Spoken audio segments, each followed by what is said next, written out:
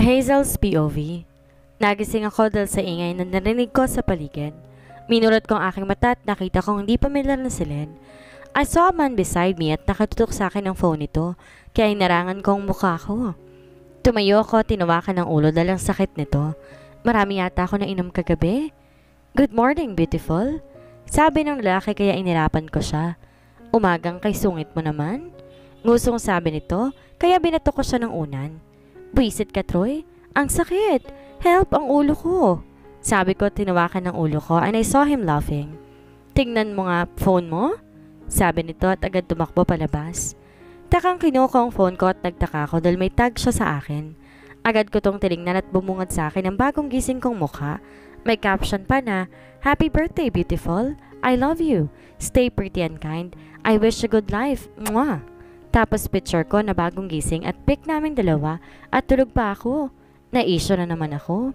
Gago ka, Troy. 1 million sagad. Sigaw ko at narinig ko na lang tong tumawa. I love you too. Magluluto lang ako pang hangover mo. Sigaw nito pabalik habang tumatawa. Merong iba't ibang comment ang mga tao. Binasa ko ang ilan sa mga ito. Akala ko sila ni Carl. Akala nyo lang yun. Cheater ba si ate girl? Busy tong ex ko, cheater, hindi ako. OMG! Di ba model si Guy? Baka siyang ibig sabihin ni Hazel na nasa spotlight. Bagay sila. Gosh! Magpapasalamat ba ako kay Troy dahil model siya? Grabe ka naman ate girl. Di ko knows, cheater ka pala. Meron ding nag-greet sa akin. At ang iba ng bash kaya hindi ko na lang yun pinansin. Akmang papatayin kong phone pero biglang tumawag ang mga friends ko. Oh, sabi ko sabay irap. Ano yon? Ba't may naloko na naman si Troy? Sabi ni JM at tumawa kaya't sumabay naman ako sa kanya. Malay mo, totoo pala na kami na. Pagsabi ko na nahulog ang phone ni Lilian kaya't nagsitawanan kami. Gago? Kala mo maniniwala kami? By the way, happy birthday. Leia said kaya nag-thank you na lang ako. Happy birthday, Hazel? Sigaw nilang lahat, sabay-sabay pa. Ano ba? Iiyak ako niyan. Sige kayo. Char! Thank you. Love ko kayo. Pero gago, break na kayo ni Jordan? Sabi ni Maya. Oo, simpleng sabi ko. Naramdaman naman nilang ayaw kung pag-usapan namin yon at umiwas na lamang. Sila sa topic. Magkasama kayo ni Troy ngayon? Lillian asked kaya tumango ako. Nakita niya ata ako kagabi nagiinom. Simpleng sabi ko kaya tumikim sila. Anong gabi, Hazel? Madaling araw na yun, hoy! Munti ko pang matapon ng phone ko dahil biglang nagsalita si Troy. Nagsitawanan naman sila. Daya, di nagpasama si Hazel parang di kaibigan? Emote na sabi ni Maya kaya inirapan ko siya. Lah, kung sinama kita ikaw lang uubos ng alak. Mukha ka pa namang alak. Asar na sabi ko. Daya nyo, di kayo nagpapasali sa GC, nakaka-hurt. Sabi ni Troy at humawak pa sa dibdib nito. Babae ka? Inirapan lamang ako nito. Si Troy nang iiba ng usapan. Ines na sabi ni Maya kaya natawa ko. Buisit ka daw Troy, payag ka nun? Sulsul ko pa habang nakangisi. Makabuisit parang di ako naging crush. Ngusong sabi ni Troy kaya nagsitawanan kami. At least nakalimutan ko saglit ang problema ko. I thought ako lang mag-isa pero hindi pala. My friends are still here. My friends is always there whenever I feel sad and alone. My friends I pleasure the most. Pagkatapos namin mag-usap, tumawag ang mga kapatid ko. Nag-greet ang mga to pero ang isang taong hinihintay ko, wala maski isang greeting. Kahit friendly greet lang, mag-chat ka please. Umuwi ako sa kondo ko at inihatid ako ni Troy. I am wearing my mask and black na jacket para hindi ako makilala. I thought pagdating ko doon makapagpapahinga na ako but I am wrong. I saw an unexpected person sa labas. Napalingon sila sa akin. Ngumiti ang mga to pero may takot ang mga mukha. I want to shout and slap them pero hindi ko kaya. Ang bigat ng dibdib ko. Di ako makapagsalita habang nakatitig sa kanilang mga mukha. Hazel? Tinignan ko siyang walang emosyon. What are you doing here? Malamig kong sabi sa kanila. Let's talk, princess, please. My older sister said while her eyes is begging. Huminga ako na malalim at lumapit bago buksan ang pinto. Inayaan ko sila pumasok sa loob and I saw my Manoy Clark close the door. Happy birthday, our princess, Kuya Ariel said, ang pinakapanganay namin. Do you think that my birthday is happy na nakita ko kayo? I saw sadness and guilt na dumaan sa kanilang mata. Just tell me, what do you all want? Dagdag ko pa bago umupo sa sofa. Have a seat. Sabi ko at umupo naman sila. We're sorry, Hazel. I laughed sarcastically. Sorry? For what? Di ko mapigilan ng inis sa aking boses. Sorry dahil sa pag-iwan niyo sa amin? Sorry dahil kahit anong tawag ka text ko dahil muntik nang mamatay ang kapatid ko at wala na kami makain? Sorry dahil wala man lang kayong kaalam-alam sa buhay ko. Kung ano nangyari dati, sorry ba doon, ha? Sabi ko sa kanila. I saw my sister crying. When I saw them earlier, I badly want to hug them. I miss them, but how can I do that if I am mad? My sister is still a crybaby. Napakaiyakin pa rin ito. Hindi namin alam. Sorry. Sorry? Iyak na sabi ni ate. Paano nga naman malalaman, no? Kung wala kayo sa tabi namin. Kung nangiiwan kayo? Pilit kong tinatago ang mga luha na nais ko mawala sa mga mata ko. Hazel, hindi lang naman ikaw naghirap, Hazel eh. Sabi ni Kuya Ariel. Hindi mo rin alam kung anong pinagdaanan namin sa tinatrabahuhan namin. Hindi ko rin mapigilang itanong sa sarili ko. Ginusto kaya nilang iwan kami? Hindi namin ginustong iwan kayo, Hazel. Hindi namin ginusto yun eh. Manoy Clark said. Sana hindi na lang kayo umalis. When I said that, I started to cry. Manoy, sobrang hirap. Hirap na ako. Sumbong ko sa kapatid ko. Lumapit to sa akin at yumakap. Nung umalis kayo, binawi ako noong taong pinagkakatiwalaan ninyo. Akala ko babalik pa kayo pero hindi na. Ginahasa ako pero wala man lang ako masabihan. Kasi wala na kayo. Kasi iniwan nyo na ako. Biglang bumalik lahat. Lahat-lahat ng sakit at pangbababoy na ginawa niya sa akin. Kita ko na pagsundok ni Kuya sa pader at pag-iyak ni ate habang kamao naman ni Mayon ay handang manuntok. Galit ako sa inyo eh. Galit na galit ako. Hinayaan nyo lang ako mag-isa. Pinilit kong intindihin kayo pero nung hindi na kayo nagparamdam, parang sasabog ang puso ko sa galit. Sabi ko at hinawakan ng dibdib ko. Sinasapak ko to dahil hirap na ako magsalita. Sabihin nyo man sa akin no. Sabihin nyo ang dahilan kasi nakakapagod na. Pagod na ako magalit sa lahat.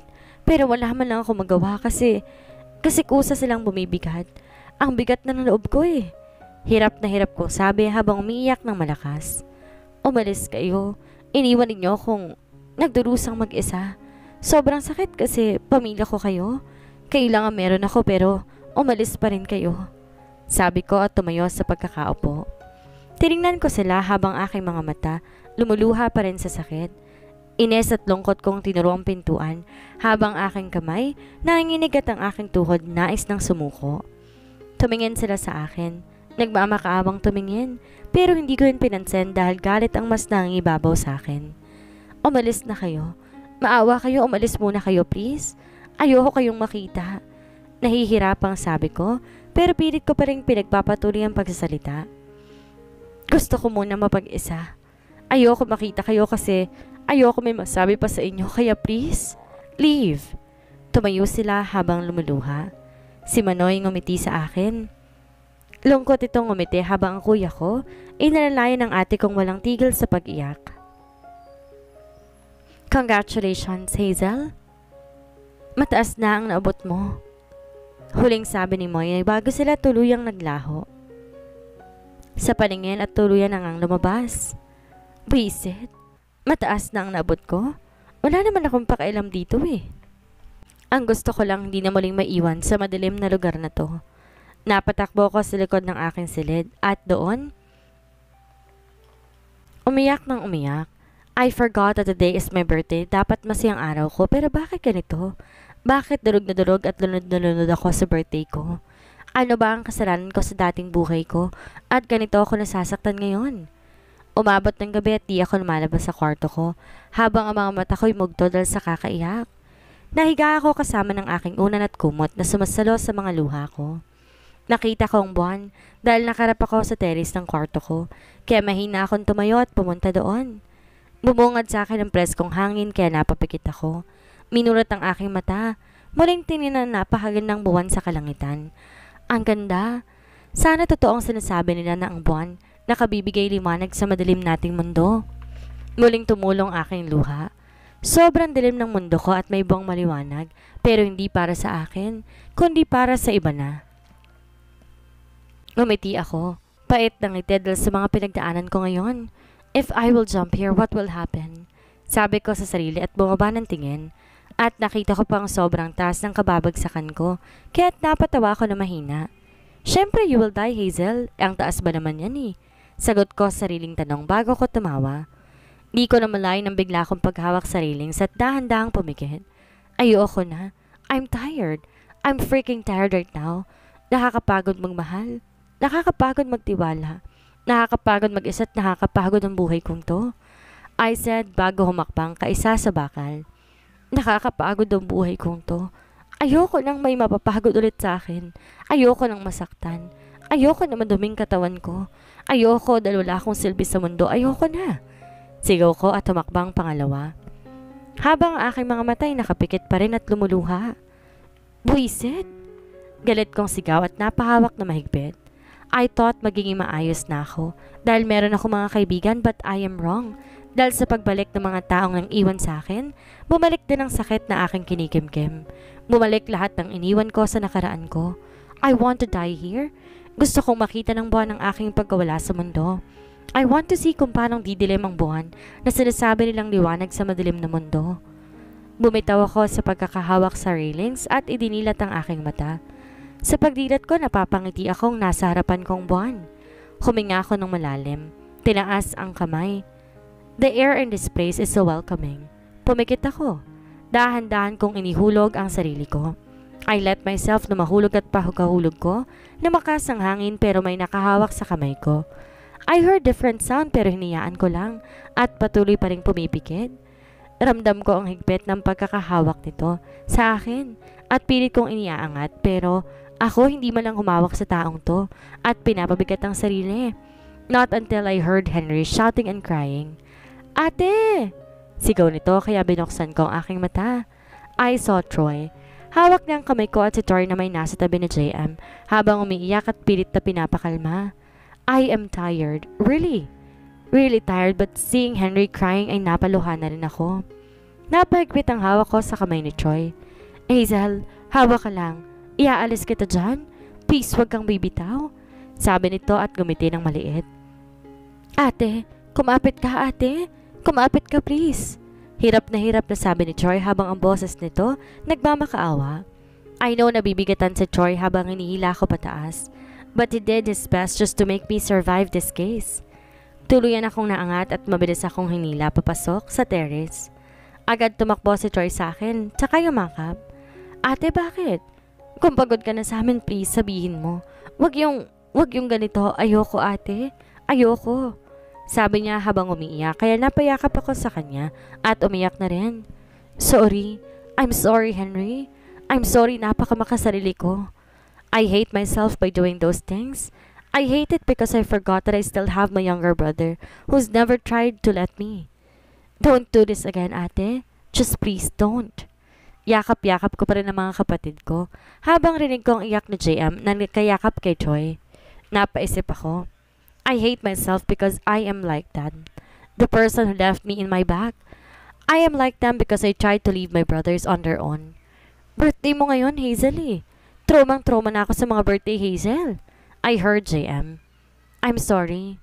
Same with the person who left. Yan ang katagang parati na lang nilang nasasabi. I'm sorry if I feel tired. I'm sorry dahil napagod ako. Sorry dahil hindi ko na kinaya. I'm sorry. Nahinang sabi ko kaya mas lalong umiyak si Henry. Sorry ate kasi pabigat kami. Sorry ate kasi wala man lang ako naitulong sa'yo. Sorry kasi napapagod ka sa amin ate. Iyak na sabi ni Henry. Hindi ko sinasabing napagod ako sa inyo kasi kahit kailan hindi ako napagod na alagaan at mahalin kayo Henry. I feel tired because of myself.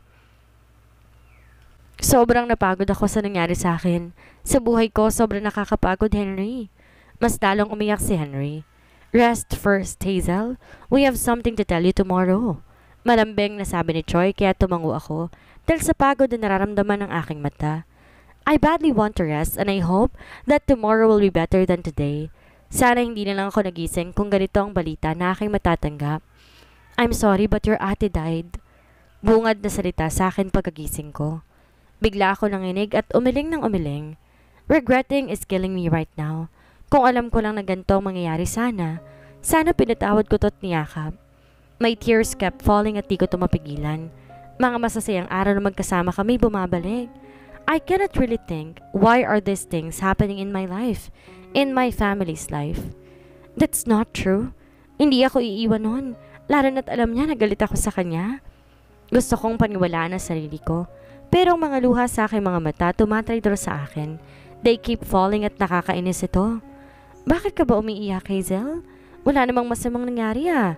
Kausap ko sa sarili ko, habang pilit pinupunasan ng luhang patuloy bumabagsak sa mga mata ko. We're sorry. Napatingin ako sa kuya kong umiiyak sa harapan ko. Hindi namin siya naligtas. Wala kaming kwentang kapatid. Hindi ko kayo napagtanggol. Nahihirapang sabi nito, kaya mas lalo ko napaiyak.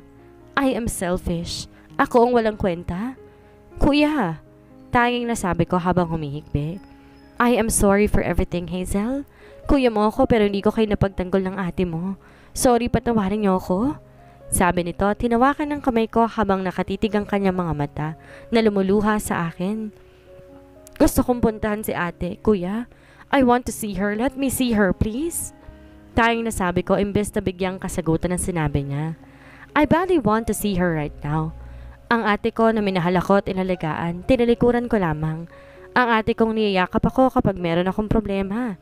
Umiiyak kapag ako'y umiiyak at di ko man lang pinatawad. Hindi ko man lang naisip kung ano ang mga nangyayari sa kanila. Inuna ko pa ang galit ko imbes na yakapin sila at kamustahin. Hindi ko man lang nasabi na mahal ko siya at sobrang miss na miss ko na siya. I want to see her again wearing her beautiful smile. Napakasakit lang kasi alam ko, ako ang dahilan sa nangyari. Nagmadali siyang puntahan ako nung nalaman niyang muntik akong magpakamatay. I wonder kung ano nararamdaman ni ate kagabi, but knowing her, alam kong nag-aalala siya sa akin. Nakakatang-ina lang kasi ako ang gustong mamatay kaso siya pang namatay. Yesterday is my birthday. I must be happy but why? Why the hell is this happening? Karma ba to? Pero saan? Dahil hindi ko ba sila pinatawad at pakinanggan, kaya kinuha nyo na lang? Pagdating namin sa bahay, maraming taong nakikiramay, including my ates. They are here, and also ates friends. Wala akong pinansin maski isang tao doon at pinuntahan na lang kabaong ni ate. I saw my sister sleeping peacefully. I saw my sister but she cannot see me. I saw her inside in this thing, the thing I hated the most. Ate, inawakan ko ang salamin ko at iniisip na nahawakan ko ang kanyang mukha. I am sorry, ate. My tears started to fall again. Gising ka na dyan, ate. I'm here na. Pinapatawad na kita, ate, kaya please, gumising ka na. I want to see your smile again, ate. Bulong ko habang umiiyak. I cannot remember when you smiled for me. The last day I saw you, you were crying and begging for my forgiveness. But I refused you. Instead, I turned my back and left you hanging and wishing my forgiveness. Miss ka na namin, ate. Please, gising ka na ho. I cried again. Di ko maintindihan pero ayoko nang umalis pa dito. I want to stay here until my sister opened her eyes again. Hazel? I heard a familiar voice on my back. Kaya dahan-dahan ko tong tinignan and I saw my Manoy smiling ang mga mata nito ay pagod na. Manoy? The moment I say that thing, napatakbo ko sa kanya at saka ito niyakap. I'm sorry, he said kaya napailing ako. Ako ang may kasalanan dito. At hindi ikaw, Manoy? Mahinang sabi nito. Tinignan ko ang paligid and I saw my brother Ariel nakatingin sa amin. May ngiti ang mga labi kaya ngumiti ako dito at sinenyasan siyang lumapit. Kuya? One word? Pero umiyak na ito habang naiyakap ako. My kuya Ariel and ate are the same. Ang bilis nilang umiyak. Where are my brothers? Tukoy ko kina Henry. They are sleeping. Pinatulog ko sila earlier dahil sa kakaiyak. Mabilis naman silang nakatulog. My Manoy answered me. At ang kuya ko naman umiiyak lang sa balikat ko. I want to say sorry. Dahil sa balita na tungkol sa akin nangyari yon. Natahimik sila pagkasalita ko. Dahil sa akin, nawala si ate. I cried again. I am always crying. Hindi ko nga alam kung saan galing ang mga luha ko. No, wala kang kasalanan. Sabi pa ni kuya pero umiling lamang ako. Ikaw ba ang nakabangga sa kanya? Umiling ako sa tanong ni Manoy. Ngumiti siya sa akin. Ibig sabihin nun wala kang kasalanan, okay? Pero hindi dapat siya aalis. Mahinang sabi ko kaya napabuntong hininga pa sila. Don't blame yourself, okay? Hindi yan magugustuhan ni ate mo. Sabi nito at tumingin sa kabaong ni ate. Ang tragic ng buhay ko. My ate is a beautiful and kind woman. Pero bakit siya pa ang kinuha? My sister have a lot of dreams. Paano yan matutupad? Bakit ang tragic ng life ko? Ng life namin? I looked into my Manoy's face and I know na hindi pa ito umiiyak. And I know na hindi pa rin ito natutulog. Nakakaawa ang buhay ko. Nakakaawa kaming lahat. Nakakaawang ate ko na walang ibang ginawa kundi mahalin at alagaan ako. Nakakaawa ang mga kapatid ko. Iniiwas ko ang tingin dito at tinignan ng mga taong paparating. Nakita ko ang taong kinamumuhian ko, my father and mother. They were crying because of my ate's death or just because wala na ang taong magbibigay sa kanila ng pera. Mga anak, sabi na magaling kong ama, napakayom ako sa aking kamao. Mali atang puro lang napasukan mo, Itang. Wala na, kaming ama. Nabigla ako sa sinabi ni Manoy. This is the first time na naging ganito ang Manoy ko. Kilala ko siyang seryoso at parating nakasunod sa lahat ng utos na magulang ko. But now, he refused and already forget my mother and father. Mga anak ko. Sabi pa kaya hindi ko mapigilang matawa na sarcastic. May anak ka pala? Wala kaming alam and tell you the truth, Mrs. Who you are? Our father and mother died since January 1, 2019. O diba? New Year pa nawala. Sabi ko at tumawa kaya nagmamakaawang tinignan ako ng mga taong ito. Sorry. Sabi nila kaya napatawa ko at napairap sa kawalan. Sorry? For what? I don't understand. No, we don't understand. Nakatitig kong sabi sa kanila. I badly want to blame them sa mga nangyari sa amin but I'm scared. I'm scared what if hindi nila yun sinasadya? What if pag nagalit ako sa kanila mas magaya sila sa ate ko? Sobrang nakakatakot talaga. Gusto ko ilabas lahat ng sakit sa dibdib ko. But how? Paano? Kung sa bawat galaw ko ay natatakot ako sa pwedeng bumalik na alaala na makakapag-trigger na gumawa ng hindi maganda. Hindi namin sinasadya. Nakakainis. Ito ang kinatatakot kong sabihin nila. Puro na lang hindi sinasadya. Nakakarinding pakinggan ng mga katagang yon. Umalis muna kayo, please. Or wag kayong magpapakita sa akin kasi nakakainis ako. At galit ako sa inyo kaya please lang, leave us gaya ng pa natin ninyong ginagawa. Sabi ko at tumalikod sa kanila. Ayoko makita sila dahil baka mayakap ko mga ito at baka isang maling masabi lang nila may masamang salita ng lalabas sa aking bibig. To be honest, miss ko ng magulang ko pero nakakainis sila. Parang pumunta lang sila dito at parang wala silang mga ginawa sa amin. Kung makapunta sila dito, parang di kami nagdusa. Parang walang masamang nangyari sa amin. Habang naglalakad papunta sa silid ko o silid namin ni ate, napaisip ako. I hate na kasabihan. Kapag merong sasara, merong bubukas. I hate that. Ayaw na ayaw ko yan kasi minsan di lahat ng bubukas maganda. Di lahat ng darating mabuti. Kasi minsan ang darating ay mas lalong sisira at magsasarado sa mapait nating mundo. Ate, napabalik ako sa ulirat dahil narinig kong boses ni Levi. Tiningnan ko to at gumiti. Ngiting nagpapahiwatig na ayos lang ang lahat. Yes, baby ko? I asked him bago lumapit at kinarga siya. Where is Kuya Jordan? Nagulat ako sa tanong niya at biglang naistatwa. Nawala sa isipan kong lalaking yon. Ang lalaking minahal ko pero niloko lang ako. Somewhere, busy lang? Mahinang sabi ko at pinipigilan ng sariling di maisip ang nakaraan. Pero sabi niya po, Earl, di natapos ang balak ng sabihin dahil tinawag ni Henry si Levi. Hey kiddo, diba sabi ko sa'yo wag ka na magpakarga kay ate at baka napahinto si Henry. Kinakabahang tumingin sa akin. Baka pagod siya sa atin? I know nang sinabi niya ay may dalawang ibig sabihin kaya di ko mapigilang malungkot. I hate knowing that Henry is scared of losing me. I hate knowing na baka takot na siyang lumapit sa akin kapag meron siyang problema dahil akala niya, I badly want to tell them that, yes, I am tired, pero di ibig sabihin sa kanila ako napagod because that's not true. I will never get tired of them. I want to explain na napagod ako dahil sa sarili ko and not because of them. Mapapagod ka po sa amin, ate? Inosenteng tanong nito, pero ramdam ko ang lungkot sa kanyang boses. Of course not. Paano ko mapapagod kung kayo ang pahinga ko? Sabi bago siya hinalikan sa pisngi. Dinig ko ang buntong hininga ni Henry, pero di ko na lang to pinansin at gumiti na lamang. Weeks had passed at ngayon ang libing ni ate. My parents never show up again sa bahay, or baka hindi ko lang sila nakikita. Habang binabasbasan si ate ni father, naalala kong sarili ko kay JM. Noong mga araw na hindi niya na muling makikita ang ama niya. I saw her, nag-breakdown sa harapan at ngayon kabaliktaran ang nangyari. Ako na naman ang nagmakaawa na wag munang ibaba ang ate ko. Don't! Please, I'm begging you all, wag muna. Yakap ko sa kabaong, napilit nilang ibinababa. Manoy and Kuya tried to stop me, pero wala sila nagawa kasi umiiyak din sila. At sa araw na to, I saw my Manoy cried because of my ate. Ayaw, ang ate ko? Ikbi kong sabi habang tuloy ang nawala sa aking paningin ng kabaong. The people here are crying while looking.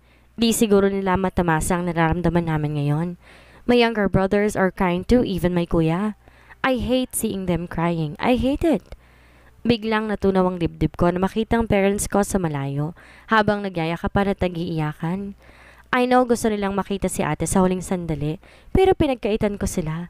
Wala akong kwenta, and I hate knowing that thing. Ma? Pa? Sabi ko sa kawalan. Akmang lalapit sa kanila pero bigla na lang akong nahilo, kaya napahawak ako sa aking ulo. Ate, ayos ka lang? Malakas na sabi ni Henry. At naramdaman ko pang paglapit niya, pero hindi ko to makita dahil nagdidilim ang paningin ko. Nahilo ko at bago pa nakalapit si Henry sa akin, natumba na ako. Hindi ko alam kung sino nakasalo sa akin. Nagising ako sa di pamilyar na silid kaya nilibot ko ang paningin ko at saka ko pa nalaman na sa ospital pala ako. I saw my younger brother Henry, nakahiga sa couch. Tinitigan ko ito. Naaawa sa lagay niya. Nakakaawa dahil ako pang binabantayan niya. Imbes ako magbabantay sa kanila. Para ko naging lampa at walang kwenta bigla. Hazel, anak? Napatingin ako sa tumawag sa akin. I saw my father. Nag-aalala siyang nakatingin at di alam kung lalapit ba o hindi. Biglang pumasok sa isip ko. Where are his daughter and son sa ibang babae?